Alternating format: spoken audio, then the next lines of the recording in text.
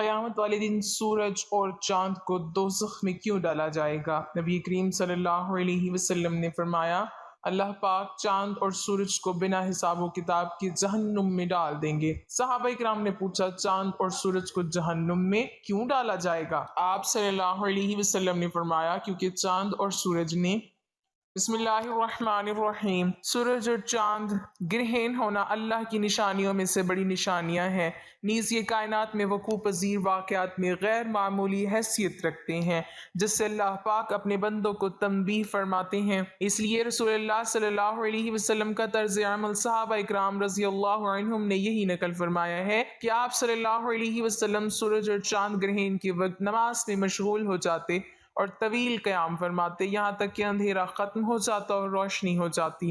ایک روایت میں ہے کہ جب کوئی آسمانی واقعہ سورج یا چاند گرہن کا پیش آتا تو آپ صلی اللہ علیہ وسلم نماز میں مشغول ہو جاتے یہاں تک کہ گرہن ختم ہو جاتا۔ اس لیے اس طرح کے مواقع میں نماز میں مشغولیت اور استغفار میں لگ جانا سنت ہے۔ چاند اور سورج کا گرہن نمونہ اور مذکر ہے آفت و مصیبت و اسباب شر کا۔ بس خدا تعالیٰ کی رحمت اور اس کے پر لطف و حکمت تقاضا کرتی ہیں کہ کسوف کے وقت لوگوں کو وہ طریقے سکھلائے جو کسوف کے نظیر بلاؤں کو دور کریں، بدیوں کو ہٹائیں۔ بس اللہ تعالیٰ نے نبی کریم صلی اللہ علیہ وسلم کی زبان پر یہ تمام طریقے سکھلا دیے، کیونکہ یہ خدا تعالیٰ کی سنت ہے کہ وہ دعا کے ساتھ بلا کو رد کرتا ہے، اور دعا اور بلا دونوں جب کبھی جمع ہوئیں تو دعا ہی باذن اللہ بلا پر غالب آئی، جبکہ دعا ایسے لبوں سے نکلتی ہے جو خدا تعالیٰ کی طرف رجوع کرنے والی ہیں۔ صحیح مسلم و بخاری سے ثابت ہے کہ نبی کریم صلی اللہ علیہ وسلم نے فرمایا ہے کہ شمس و قمر خدا تعالیٰ کی نشانیوں میں سے دو نشان ہیں، اور کسی کے مرنے یا جینے کے لیے ان کو گرہن نہیں لگتا، بلکہ وہ خدا تعالیٰ کے دو نشان ہیں۔ خدا تعالیٰ ان دونوں کے ساتھ اپنے بندوں کو ڈراتا ہے، بس جب تم ان کو دیکھو تو جلدی سے نماز میں مشغول ہو جاؤ۔ اس حدیث میں اس بات کی طرف اشارہ فرمایا ہے کہ یہ دونوں نشان گناہ گاروں کے ڈرانے کے لیے ہیں، تاکہ اپنے گناہ بدکاریوں اور پلیدیوں کے وبال سے ڈریں، اور اسی غرض سے رسول کریم صلی اللہ علیہ وسلم نے گرہن کے وقت حکم فرمایا ہے کہ بہت نیکیاں کرو اور نیک کاموں کی طرف جلدی کرو، اور خالص نیت کے ساتھ نماز اور دعا کرنا اور خدا تعالیٰ کی تعریف کرنا اور ذکر و تذر و قیام، رکوع و سجود و توبہ و انابت و استغفار و خشوع و ابتہال اور جناب الہی میں تزلزل کرنا اور تصدق و آتاک مقرر فرمایا، تاکہ اس آنے والے عذاب سے ان اعمال صالحہ کا بجا لانا عامل کے لیے سپر ہو۔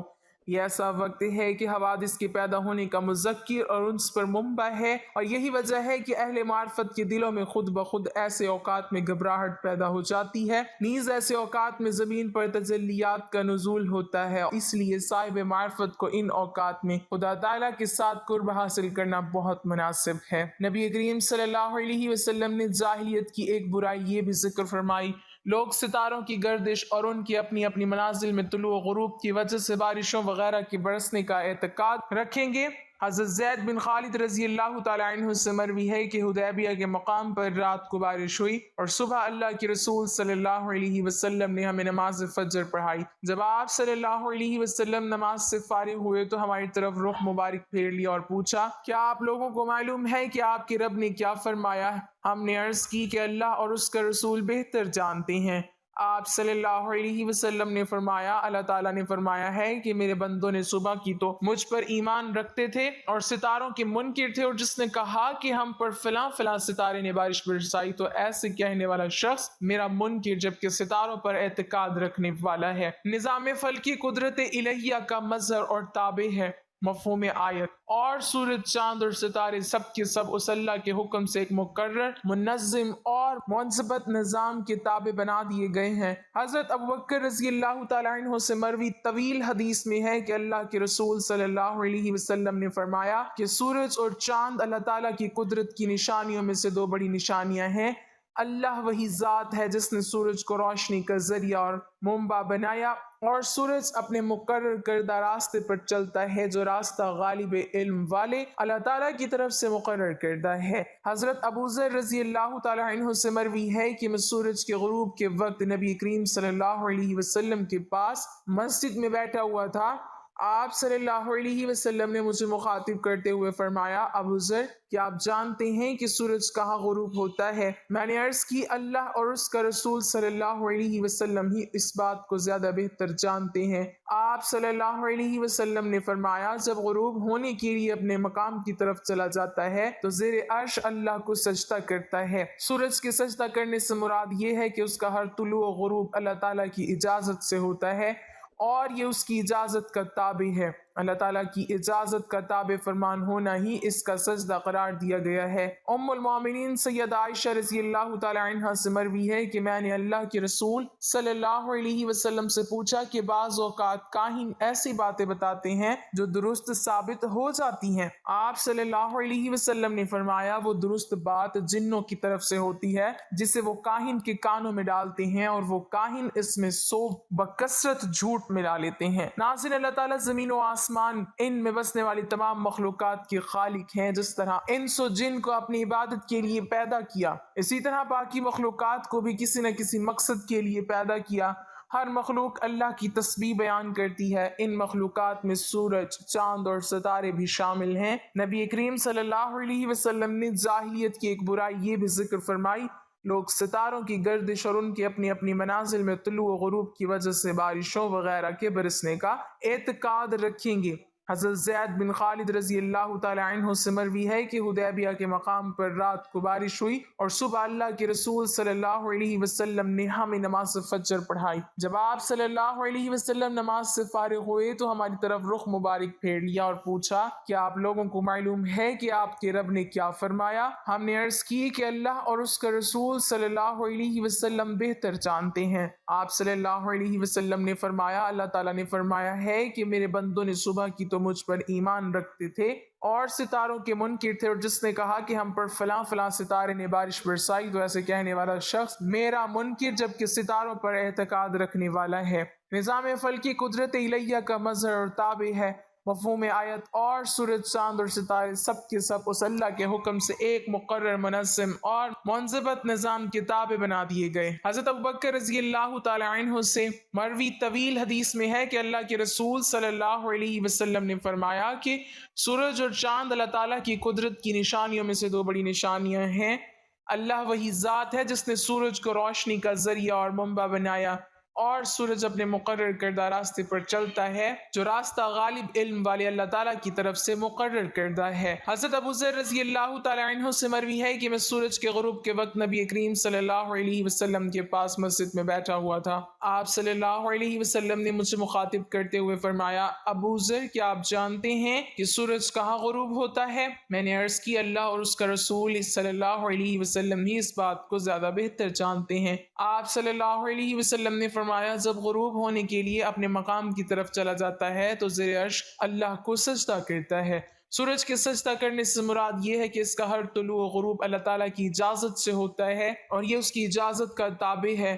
اللہ تعالیٰ کی اجازت کا تابع فرمان ہونا ہی اس کا سجدہ قرار دیا گیا ہے۔ حضرت نعمان بن بشیر رضی اللہ تعالی عنہ سے مروی ہے، رسول اللہ صلی اللہ علیہ وسلم کے زمانہ مبارک میں سورج گرہن ہوا۔ آپ صلی اللہ علیہ وسلم نے فرمایا، لوگوں نے نظریہ بنا لیا ہے سورج اور چاند کو گرہن اس لیے لگتا ہے کہ کسی عظیم شخصیت کی موت واقع ہوئی ہے، حالانکہ یہ حقیقت کے بالکل خلاف ہے۔ سورج اور چاند کو گرہن کسی کی موت و حیات کی وجہ سے نہیں لگتا، یہ اللہ تعالیٰ کی نشانیوں میں سے بڑی نشانیاں ہیں۔ محترم ناظرین، کیا آپ کو معلوم ہے کہ چاند اور سورج کو بھی جہنم میں ڈالا جائے گا؟ ایسا کیوں کیا جائے گا؟ جاننے کے لیے ویڈیو کو مکمل دیکھیے۔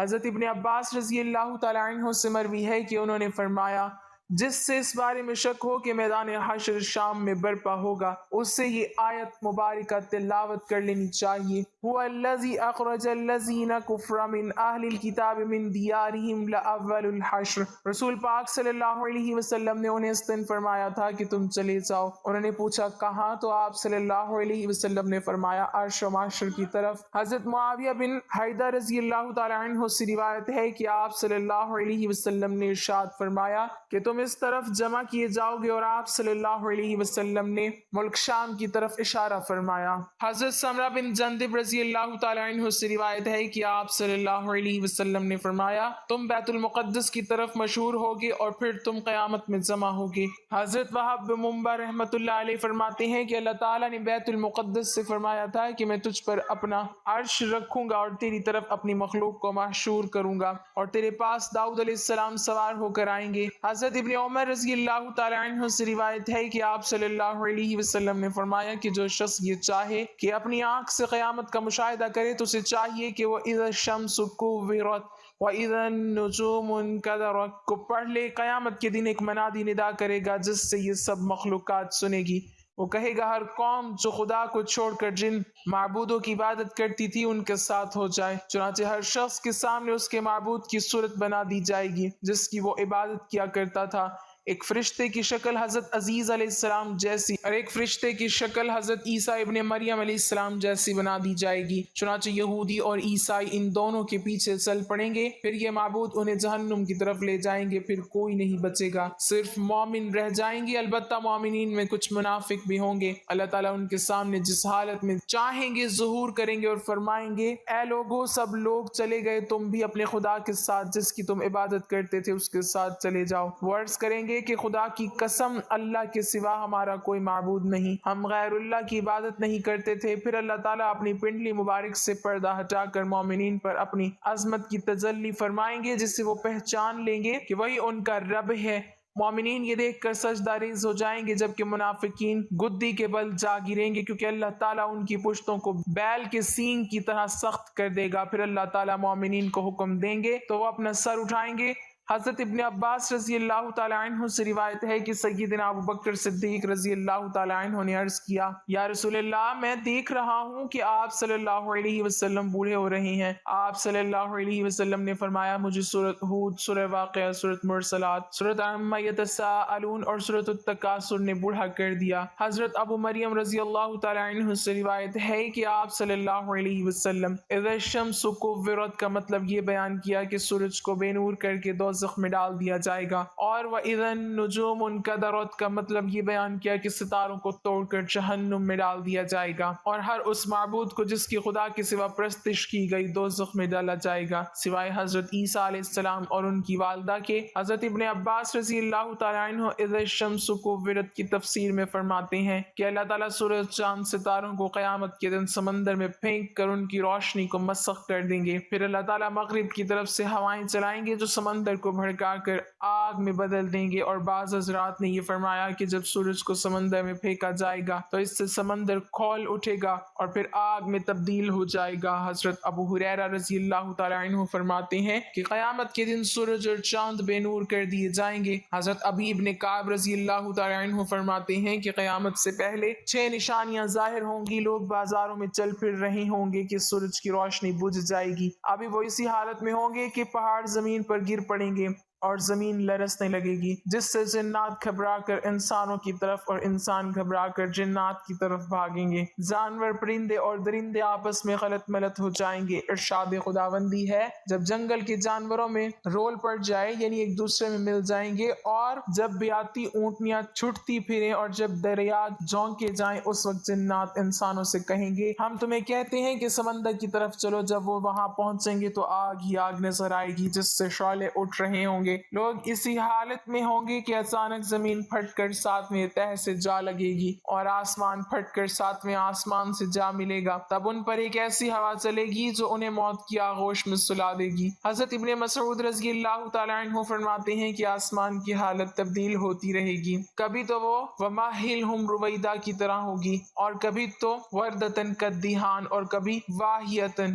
آسمان پھٹتا رہے گا اور اس کے احوال تبدیل ہوتے رہیں گے۔ حضرت محمد بن کعب رحمۃ اللہ علیہ کی روایت سے امام قرطبی رحمۃ اللہ علیہ فرماتے ہیں، قیامت کے دن لوگوں کو اندھیرے میں اٹھایا جائے گا اور آسمان کو لپیٹا جا چکا ہوگا، ستارے جھٹ جائیں گے، سورج اور چاند ختم ہو جائیں گے، اور ایک منادی آواز دے گا، لوگ اس دن اس کی آواز کے پیچھے دوڑیں گے۔ ارشاد باری تعالیٰ ہے، اس دن پیچھے دوڑیں گے پکارنے والے کے ٹیڑھی نہیں، جس کی بات آپ صلی اللہ علیہ وسلم نے فرمایا، جب جب میں جنت میں داخل ہوں گا اور اپنے رب ذوالجلال کو دیکھوں گا تو اس کے سامنے سجدہ ریز ہو جاؤں گا۔ اللہ تعالیٰ مجھے اپنی تعریف اور بزرگی بیان کرنے کی ایسی اجازت دیں گے جو اپنی مخلوق میں سے کسی کو نہیں دی ہوگی۔ پھر اللہ تعالیٰ فرمائیں گے یا محمد اپنا سر اٹھائیں، شفاعت کریں، آپ کی شفاعت قبول ہوگی، آپ سوال کریں آپ کو عطا کیا جائے گا۔ جب میں اپنا سر اٹھاؤں گا تو اللہ تعالیٰ استفسار فرمائیں گے کہ آپ کیا چاہتے ہیں، حالانکہ اللہ تعالیٰ خوب جانتے ہیں۔ میں عرض کروں گا یا اللہ آپ نے مجھ سے شفاعت کا وعدہ فرمایا تھا، بس آپ جنتیوں کے حق میں میری شفاعت قبول فرمائیں تاکہ وہ جنت میں داخل ہو سکیں۔ اللہ تعالیٰ فرمائیں گے میں نے ان کے حق میں آپ کی شفاعت قبول کی اور ان کو جنت میں داخل ہونے کی اجازت دی۔ اس ذات کی قسم جس نے مجھے حق کے ساتھ بھیجا ہے، تم دنیا میں اپنی بیویوں اور گھروں کو اس سے زیادہ نہیں پہچانتے جس طرح جنت والے اپنی بیویوں اور گھروں کو پہچانتے ہیں۔ بس ہر آدمی بہتر حوروں سے ہم بستری کرے گا جنہیں اللہ تعالیٰ اس جنتی کے لیے پیدا فرمائیں گے، اور اولاد آدم علیہ السلام میں سے 2 عورتوں میں سے بھی ہم بستری کرے گا جنہیں عبادت خداوندی کی وجہ سے جنت کی عورتوں پر فضیلت حاصل ہوگی۔ ان میں سے پہلی سے یاقوت کے کمرے میں سونے کے تخت پر ہم بستری کرے گا جو موتیوں سے گھرا ہوگا۔ اس عورت نے ریشم کے 70 جوڑے پہنے ہوں گے۔ اگر جنتی اپنا ہاتھ اس کے دونوں کندھوں کے درمیان رکھ کر اپنے ہاتھ کی طرف دیکھے گا تو اسے اپنا ہاتھ اس کے سینے میں سے اس کے کپڑوں،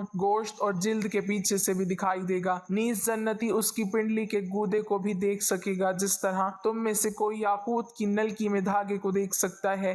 اس کی بیوی کا جگر اس کے لیے آئینہ ہوگا اور اس کا جگر بیوی کے لیے آئینہ ہوگا۔ جب وہ اپنی بیوی کے پاس ہوگا نہ وہ اس سے اکتائے گا اور نہ اس کی بیوی اس سے اکتائے گی۔ یہ جب بھی اس کے پاس آئے گا اسے کنواری پائے گا، نہ مرد کا ذکر سستی کرے گا نہ ہی بیوی کی فرج کو شکایت ہوگی۔ اس دوران انہیں ندا دی جائے گی کہ تم دونوں میں سے کوئی بھی سیر نہ ہوگا اور نہ ہی منی نکلے گی۔ جنتی مرد سے کہا جائے گا تیرے لیے اور بھی بہت سی بیویاں ہیں۔ وہ ایک ایک کر کے سب کے پاس جائے گا، جس بھی بیوی کے پاس جائے گا وہ کہے گی واللہ میں نے جنت میں کوئی تجھ سا حسین نہ دیکھا اور نہ تجھ سے زیادہ کسی کو محبوب بنایا، اور جہنم کے مستحق جہنم میں جائیں گے۔ عبدالعزیز بن مختار بن عبداللہ دناش کہتے ہیں میں خالد بن عبداللہ بن خالد بن اسید کے عہد میں ایک مسجد میں ابو سلمہ بن عبد الرحمن کے ساتھ بیٹھا تھا۔ حسن بھی آ کر بیٹھ گئے، ہم گفتگو کرتے رہے۔ دوران گفتگو ابو سلمہ نے کہا ہمیں سیدنا ابو ہریرہ رضی اللہ تعالی عنہ نے بیان کیا کہ نبی کریم صلی اللہ علیہ وسلم نے فرمایا قیامت والے دن سورج اور چاند دونوں دوزخ میں لپٹے ہوئے ہوں گے اور ان کا رنگ سرخ ہوگا۔ حسن نے کہا ان کا کیا گناہ ہے؟ سیدنا ابو ہریرہ رضی اللہ تعالی عنہ نے کہا میں تجھے رسول اللہ صلی اللہ علیہ وسلم کی حدیث بیان کر رہا ہوں۔ یہ سن کر حسن خاموش ہو گیا۔ انہیں دوزخ میں ڈالنا بطور سزا نہیں بلکہ سورج اور چاند کی پرستش کرنے والوں کی مذمت اور ان کو رسوا کرنے کے لیے انہیں دوزخ میں ڈالا جائے گا کہ دیکھو جن کو تم خدا سمجھتے تھے اور جن کی پرستش کرتے تھے تم کو عذاب سے بچانا تو درکار، آج وہ خود دوزخ میں پڑے ہیں اور خود کو دوزخ سے نہیں نکال سکتے۔ حضرت علامہ مفتی احمد یار خان نعیمی علیہ رحمہ لکھتے ہیں کہ چاند اور سورج عذاب پانے کے لیے دوزخ میں نہیں جائیں گے بلکہ اپنے پجاریوں کو عذاب دینے جائیں گے، ان کی گرمی عذاب کی گرمی سے مل کر عذاب کو دوبالا کر دے گی۔ دیکھو دوزخ میں عذاب دینے کے لیے فرشتے بھی تو ہوں گے مگر وہ عذاب پانے کے لیے وہاں نہیں گئے بلکہ عذاب دینے کے لیے ہوں گے۔ نیز چاند اور سورج نور ہیں اور نور کو نار تکلیف نہیں دیتی۔ دیکھو مومنین گناہگاروں کو نکالنے کے لیے دوزخ میں جائیں گے مگر بالکل تکلیف نہ پائیں گے۔